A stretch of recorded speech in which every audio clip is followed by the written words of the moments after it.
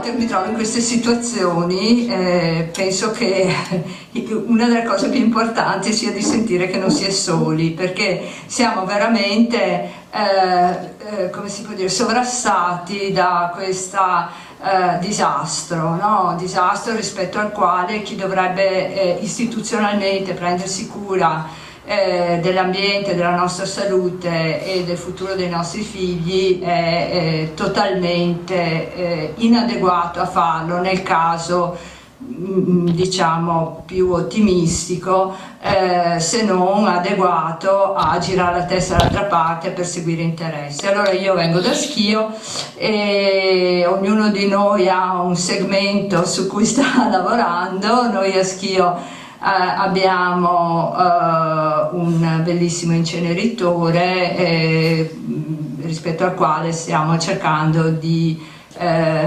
così far sentire la nostra voce da tanti anni. Allora vi aggiorno velocemente notizie dall'Alto Vicentino.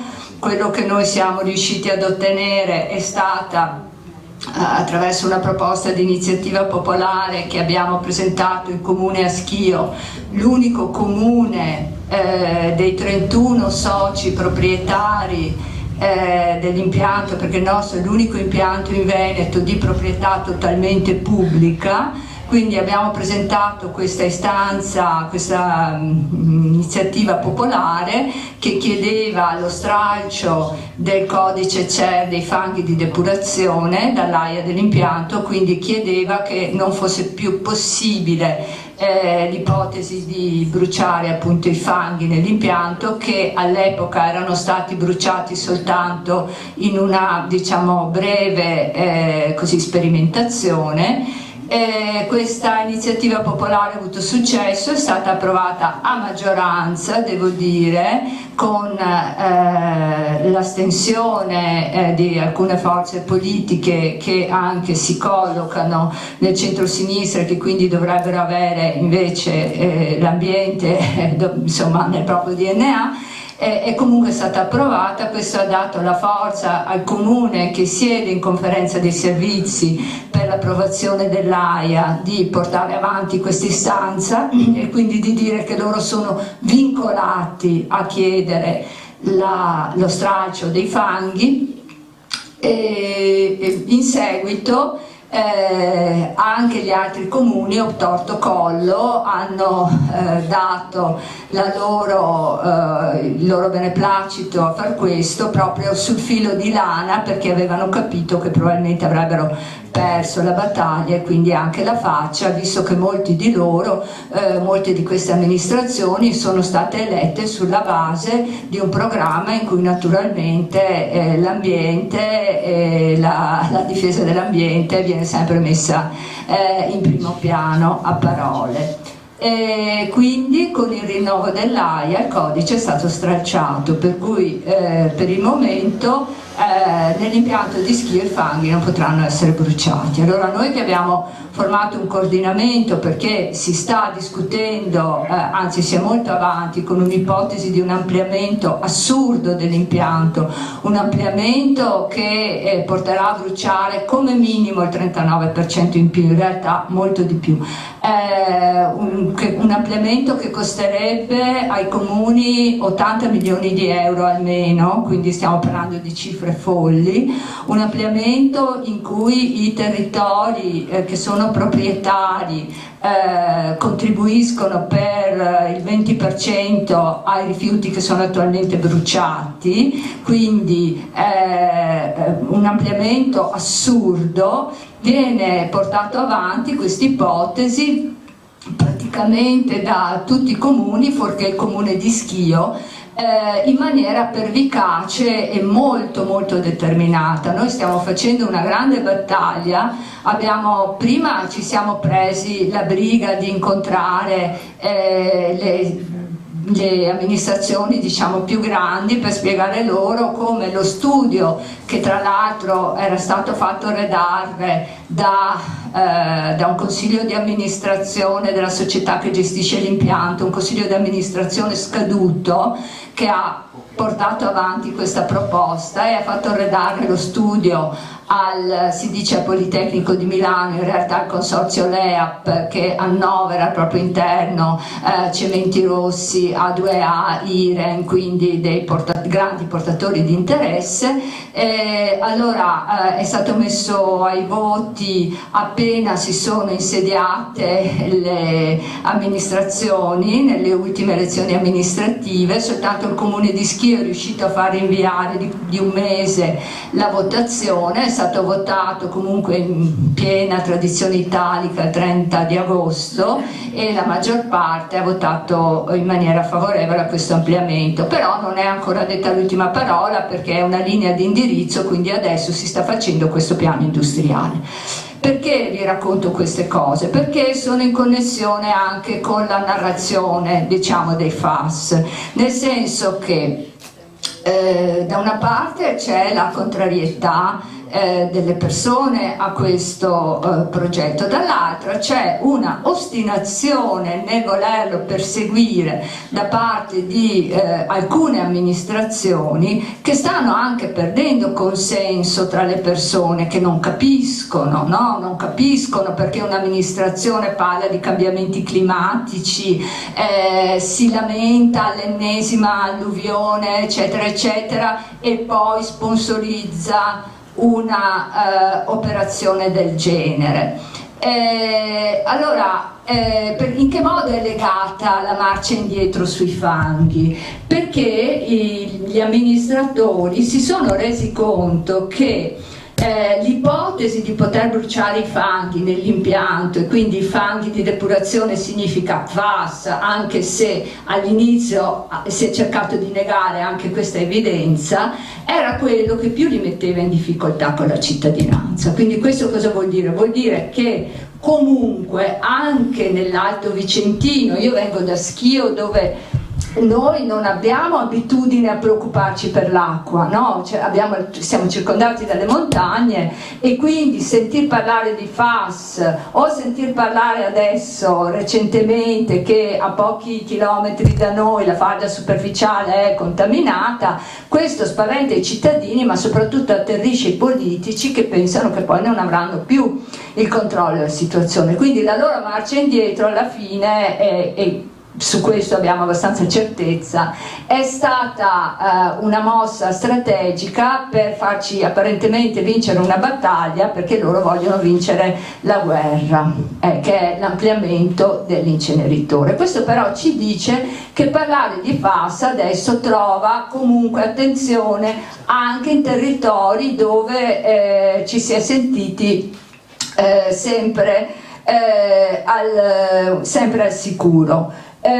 Tanto per dire, nella vicenda fanghi in cui c'era sia Vincenzo che Titta nella sperimentazione che è stata fatta a Schio, noi ci siamo dovuti confrontare essenzialmente con Viacqua. È stato Viacqua, quindi l'ente idrico, a proporre questo progetto, perché in questa visione aziendalistica bruciare i fanghi di depurazione, che per loro sono un costo e una rogna infinita, significa risolvere il problema. Sono gli stessi che poi vanno a piangere perché vogliono l'acqua, no, la tutela dell'acqua. Sono gli stessi, sono proprio fisicamente le stesse persone. Quindi con questo noi ci confrontiamo, no? Con un sistema che adesso non può più negare, dai cambiamenti climatici ai pesticidi ai FAS, non può più negare i problemi, perché sono nella nostra vita, nei nostri corpi, nella nostra quotidianità, e quindi fingono di stare da una parte quando sono parte del problema. Sono le politiche che loro stessi realizzano a contribuire al danno. Allora io mi chiedevo, ecco un'altra cosa, in questa battaglia di ampliamento dell'inceneritore, allora mi ricollego al discorso interessantissimo sui pesticidi. Noi abbiamo parlato con tantissime realtà, compresi gli agricoltori biologici, i quali ci hanno ascoltato con molto interesse. Tra l'altro la zona di Schio di Giavenale è proprio quella più vicina all'inceneritore. Ci sono delle realtà bellissime di persone anche coraggiose che portano avanti con fatica, no, questo modello di agricoltura, e ci hanno ascoltato con interesse e con preoccupazione, però non abbiamo visto delle prese di posizioni forti, no, come se non ci si rendesse conto, come ha detto prima qualcuno, che stanno segando il ramo su cui sono seduti, perché saranno i primi poi a pagare le conseguenze e certamente saranno lasciati da soli, problema loro. Questa è una grande difficoltà, la difficoltà di comunicare con queste categorie, che io capisco hanno anche il timore, no, di quello che può succedere, però non è certo mettendo la testa sotto la sabbia che si metteranno al sicuro. Allora, il grosso problema qual è? Il grosso problema è quello veramente di parlare alle persone, no? Noi abbiamo provato, abbiamo anche spiegato perché oggettivamente, dati alla mano, questo progetto è assurdo, è dannoso.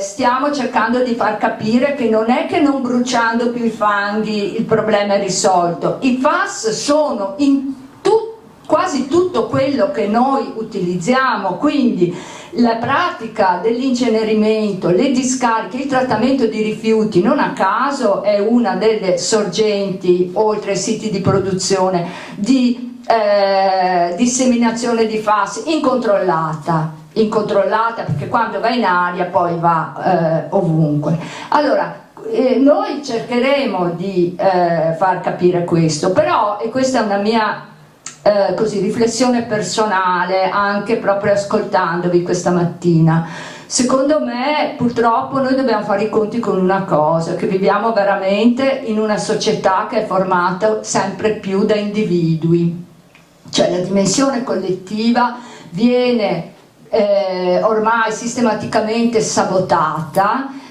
a favore dell'individuo, no?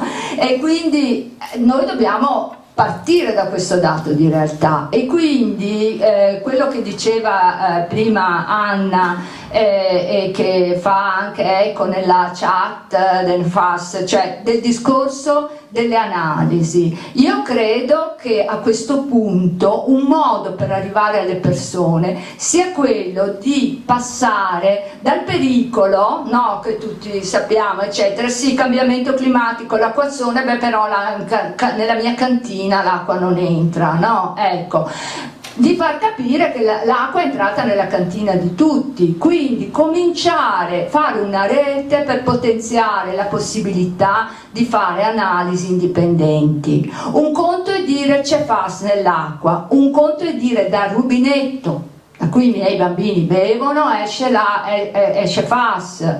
No, un conto è dire i suoli sono contaminati, quel suolo è contaminato. Quindi l'analisi puntuale e personale, individuale, aiuta a far prendere le persone, a far superare questa chiusura, secondo me, nell'individualismo e a unirsi in un'azione collettiva.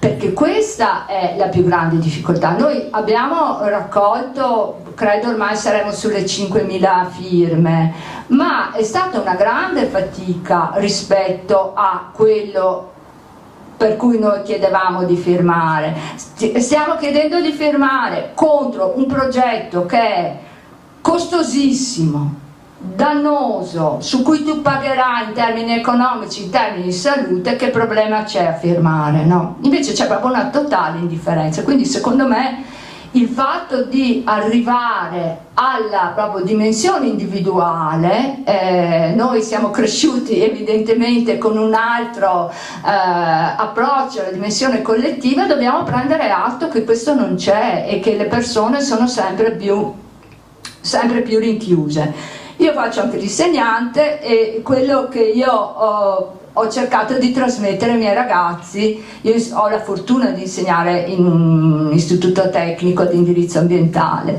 quello che io ho cercato di insegnare ai miei ragazzi è la differenza tra chiedere ed esigere. Io ai miei ragazzi dico che loro devono sentirsi di esigere, non devono chiedere per favore quando parlano di diritto alla salute, di diritti costituzionali, no? Mentre noi abbiamo questo aspetto anche un po' cattolico di essere sempre molto, no, penitenti, ecco.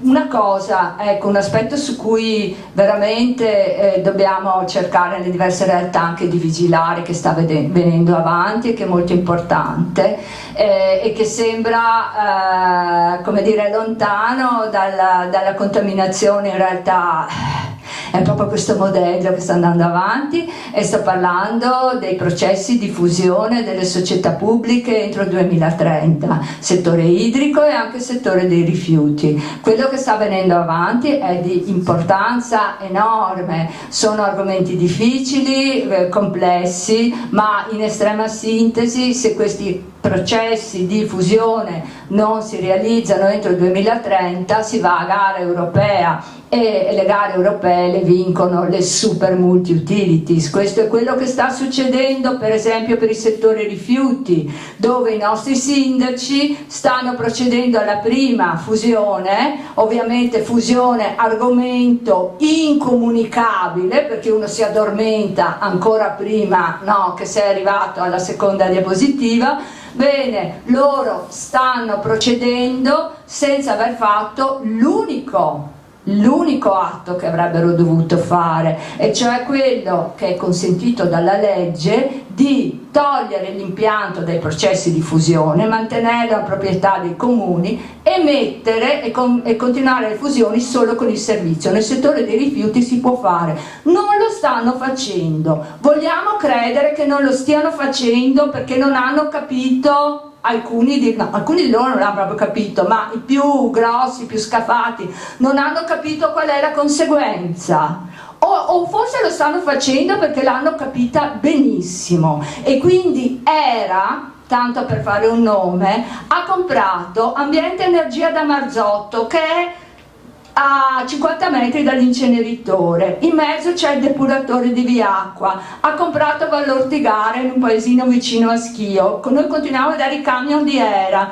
ERA l'altro giorno ha pubblicato un articolo, ha fatto pubblicare un comunicato dove dice che propone alle scuole un progetto gratuito di educazione ambientale. ERA viene a fare educazione ambientale nelle scuole, ERA che ha preso leggetevi sul nostro post su Facebook tutte le multe che ha preso ERA per le belle azioni che ha fatto a livello ambientale. Però cosa ci dice questo fatto che entri nelle scuole?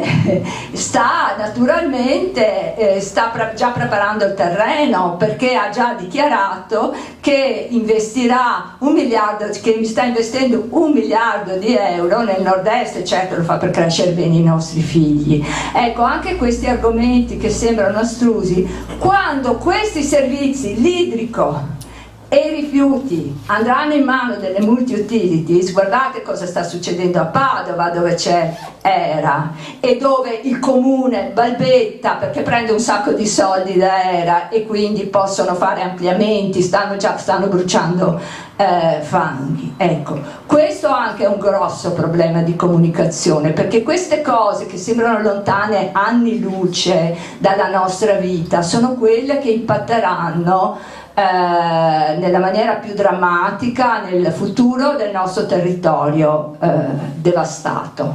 Ecco. Insomma, io speravo che marito non questo pessimismo non ho bevuto vino. Se mi dai una luce, aspetta che guardo fra gli appunti se c'è una luce di ottimismo. Non la vedo. Per fortuna che Cordiana ha dato una domanda.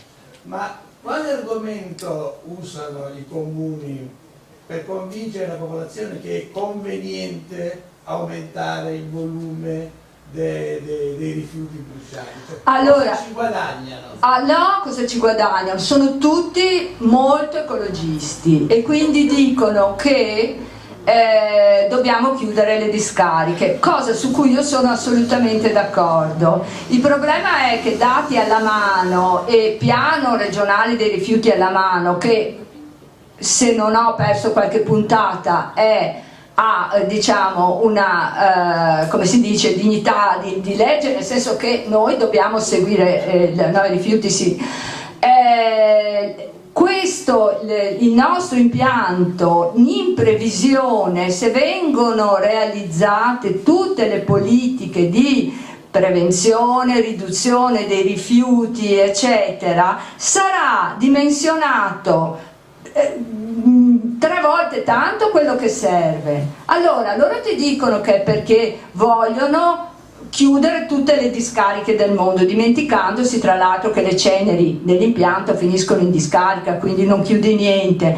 Contemporaneamente però che cosa stanno facendo gli stessi sindaci? Stanno tornando dal modello di raccolta porta a porta al cassonetto stradale, che non solo aumenta la quantità di rifiuti ma diminuisce la qualità della raccolta. Quindi quando in quel caso tu sì fai un'azione che impedisce di chiudere le discariche, nessuno si straccia le vesti, ok? Queste persone hanno un mandato politico che è preciso, mi dispiace di dirlo, si dividono tra persone che non capiscono nulla e per cui i rifiuti sono nulla sul tema e per cui i rifiuti sono una grandissimo problema, una grandissima seccatura, e quindi va benissimo che li prende in mano ERA, perché gli altri che sanno benissimo che cosa succederà e hanno, secondo me, secondo noi, ma ormai hanno un mandato politico forte, qualcuno di loro, perché stanno prendendo delle decisioni che li mettono in difficoltà di fronte ai loro cittadini senza come spiegano ai cittadini questo? Perché devono chiudere le discariche. Senti, noi siamo andati a parlare con diverse amministrazioni, no, portando i dati del piano regionale e confrontandoli con il piano redatto dall'EAP, facendo vedere che questi dati non corrispondono, ok? Non è cambiato nulla. Bene, questo progetto di ampliamento è stato proposto e poi votato dai sindaci, è stato proposto da un consiglio di amministrazione scaduto, ok? Che non ha trovato il tempo prima, finché era in piena carica, di proporlo. A consiglio scaduto ha proposto un piano di ampliamento di 80 milioni di euro, scaduto. L'ipotesi qual era? Erano appena venute le elezioni amministrative, speravano che andassero in un altro modo, evidentemente, a Schio mi riferisco, perché Schio è l'unica che resiste, ma non può resistere da sola, perché anche se ha la maggioranza relativa non ha la maggioranza assoluta. Quindi questo è il panorama anche politico con cui noi ci stiamo. Non è questione di stare da una parte o dall'altra, anzi, per chi come me, insomma, ha una certa visione del mondo, è veramente doloroso vedere il tradimento costante, spudorato da parte di chi dovrebbe portare avanti certi valori. Questo è proprio un elemento di dolore profondo, e quindi devo dire che essere ottimisti è proprio difficile.